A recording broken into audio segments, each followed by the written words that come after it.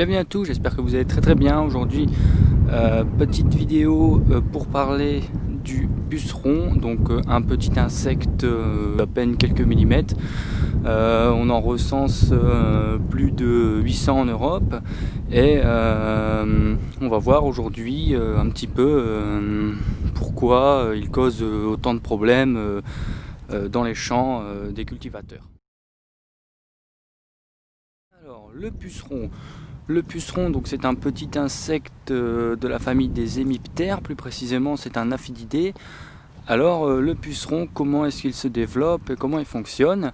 C'est ce qu'on va voir tout de suite. Alors parlons un peu de son cycle de vie. Alors durant l'automne, donc les œufs d'hiver sont déposés sur l'hôte primaire. Donc un hôte primaire, c'est généralement un arbre ou un arbuste, c'est le pêcher pour le puceron vert du pêcher, c'est le fusain d'Europe pour le puceron noir de la fève. Donc ensuite, ces œufs, ils vont éclore vers mars, et les femelles issues de ces œufs donneront naissance à des femelles aptères, c'est-à-dire qui n'ont pas d'ailes, par partogénèse. Donc c'est-à-dire qu'ils n'ont pas besoin de reproduction pour donner naissance. Donc ces femelles à leur tour donneront naissance à des aptères par partogénèse, et aussi à des individus ailés. Et c'est ces individus ailés qui vont aller coloniser les plantes. Ces individus ailés dites virginipares, c'est-à-dire qu'ils ont eux aussi la capacité de faire des femelles par partogénèse. Donc ensuite, donc, le cycle va se répéter comme ça jusque fin juin, et les populations vont commencer à diminuer par l'action notamment des prédateurs. Et ensuite donc on arrive à l'automne, et là les sexupares vont apparaître. Donc les sexupares, c'est des pucerons qui ont la capacité qui sont normalement partogénétiques, donc ils ont la capacité de faire des mâles et des femelles.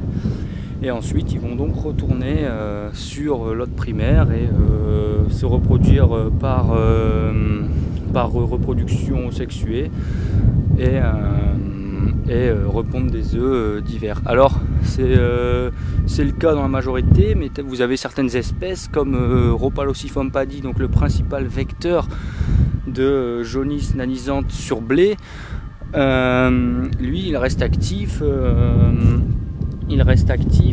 durant l'automne. Si vous voulez, il va être sur les maïs durant l'été, et ensuite dès que les blés vont être semés courant automne, et ils vont aller sur les jeunes blés et ils transmettent des virus. Donc ensuite, maintenant on va voir un peu où est la dangerosité du puceron pour les plantes. Voilà. Le puceron, qu'est-ce qu'il fait aux plantes? Alors le puceron, il va arriver sur une plante et il va la piquer et y prélever la sève pour se nourrir. Et donc ensuite, le problème du puceron, c'est que comme on l'a vu, il se multiplie très très vite.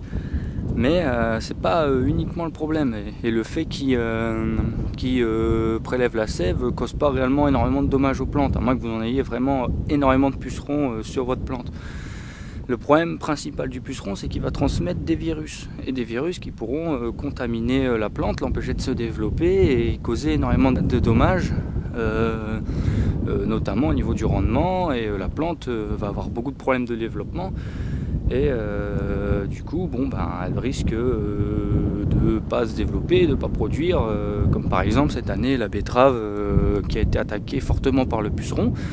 On a beaucoup de pertes de rendement parce que la plante ne s'est pas développée à cause des virus transmis par le puceron. Maintenant qu'on a vu tout ça, est-ce que le puceron, on peut le combattre? Est-ce qu'il a des prédateurs? Qu'est-ce qui peut faire qu'un puceron est freiné dans son développement?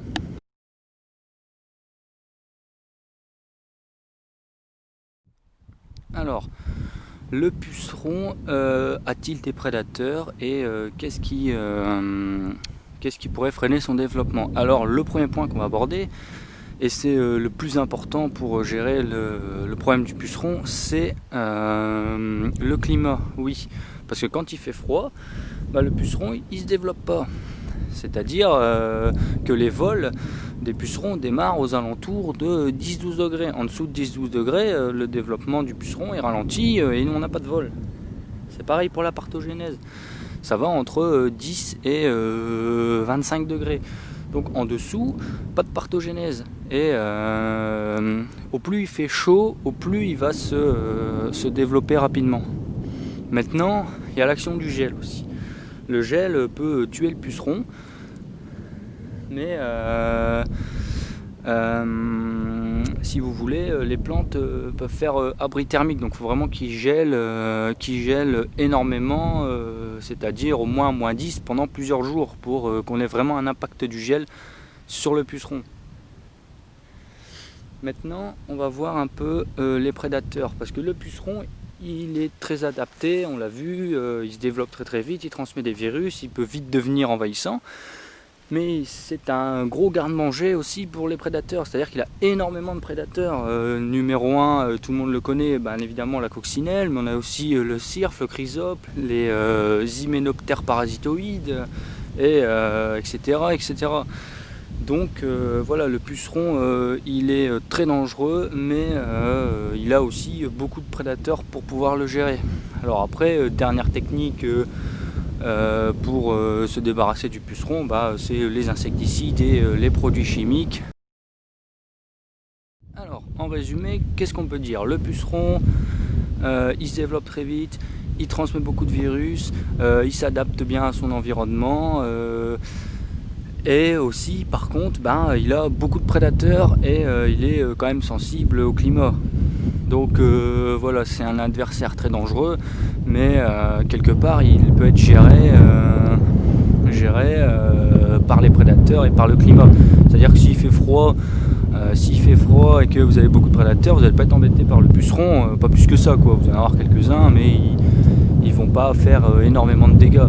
C'est pas comme un dorifort où vous n'avez pas de prédateurs et que quand vous en êtes envahi, le seul moyen c'est le traitement chimique, j'ai envie de dire. Donc voilà pour un petit peu pour le puceron, en espérant que ça a pu vous aider et que vous avez appris quelques trucs. Alors de toute façon on reviendra sur une vidéo sur le puceron où je parlerai de certaines espèces qui sont quand même plus dangereuses que d'autres. Donc voilà, ce petit format de vidéo où je vais faire des petits tours de plaine comme ça et parler d'un sujet. Alors il se peut très bien que on rencontre ces petites bestioles sur une vidéo, dans l'idéal, mais il se peut très bien aussi que je fasse une vidéo comme ça sans spécialement qu'on le rencontre et qu'on peut le rencontrer dans une autre vidéo dans un futur tour de plaine plus au printemps où on a vraiment beaucoup d'insectes et d'animaux et toutes sortes de choses dans les champs. Donc voilà, j'espère que ça vous a plu. Si vous avez des commentaires, des trucs à dire, allez-y. Voilà, si vous a plu, n'hésitez pas de mettre un petit pouce bleu, abonnez-vous. Et moi, en attendant, je vous dis à la prochaine.